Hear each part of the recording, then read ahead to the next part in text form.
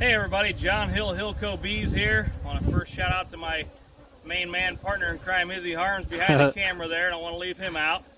I just wanted to share a few thoughts on moving hives. We see a lot of questions on the internet, on Facebook and stuff about how should I move my hive. If I want to move my hive across the yard to a different location, what do I got to do? There's the old 3 feet or 3 miles rule, or 2 feet or 2 miles, where people have always said that, you know, you either got to move them just a couple feet at a time, or you got to move them a couple miles away until your old generation of foragers dies off for a few weeks, and then you move them back to the new spot you want to go. And that's kind of what I've always thought too. But what we wanted to do here, all these hives were kind of scattered around. We got 31 hives sitting here, and by the way, it's September 21st, if anybody cares, 2020. Anyway, so we had these hives kind of all scattered around here. In fact, I had this one taller hive here with the unpainted box was clear down the far end, almost to the bean field, and the other ones are just kind of scattered on various pallets around here. So we wanted to get them all put together, concise, nice and neat on these 4-way migratory pallets before wintertime.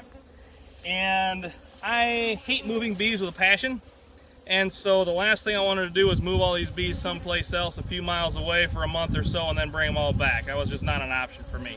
So I thought, you know, we're just going to slam bang here. Izzy and I just going to kind of slam bang around here and move these bees around and put them where we want them to go without taking them elsewhere. We're just going to move them right within the place here, and see what happens.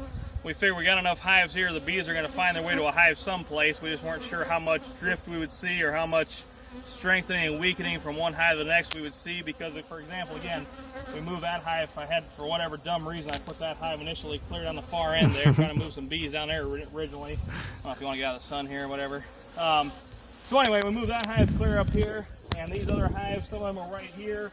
You can see where the dirt is bare. We had pallets along here. We had hives go right along the building right there, and then a lot of them are on these 4-way pallets down here. So there is all sorts of moved around. We moved, again, that one there, probably 300 yards. Some hives that were standing here facing east are now back here on this far side of these pallets, now facing the opposite direction. And so, again, this was like last week, last Wednesday and Thursday. It's now Monday when we did all this. So we were really tearing things up last Wednesday and Thursday, and we came in today to check them out to see how things were looking. Again, we figured we'd have to do a lot of switching around, some moving brood frames or moving bees back and forth to try and equalize some of these hives out, because we figured, again, some of those hives that got the most drastically moved would have some serious loss of bees. But we really didn't find that. That was what was interesting. So I wanted to shoot this video and talk about it a little bit, because we always think we got to do all these dramatic things and follow these old rules of beekeeping, and often that's true, but not always. And so today is an example. Again, we went through all 31 hives here, and we really didn't see an awful lot of that disparity in the weaker to stronger hives that I expected we'd see. This one hive, we've seen the last few days a lot more flight at these 2 hives here. And going through these, I did notice this hive looked probably quite a bit stronger than it normally was. But beyond that, we really, all the hives looked real good for the most part.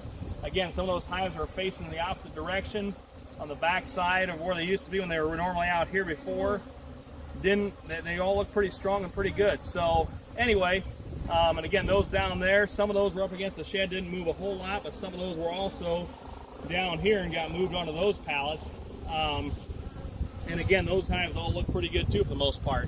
A couple of them here and there we moved a frame of brood or 2 around, but for the most part not much at all. So don't know if that helps anybody or not. Just kind of wanted to pass it on. Something interesting we learned there. Once again, just kind of all those hives were moved here within the same yard, but some pretty far distances or pretty dramatic changes, and they're all looking pretty good yet. So thanks for watching. Have a great day.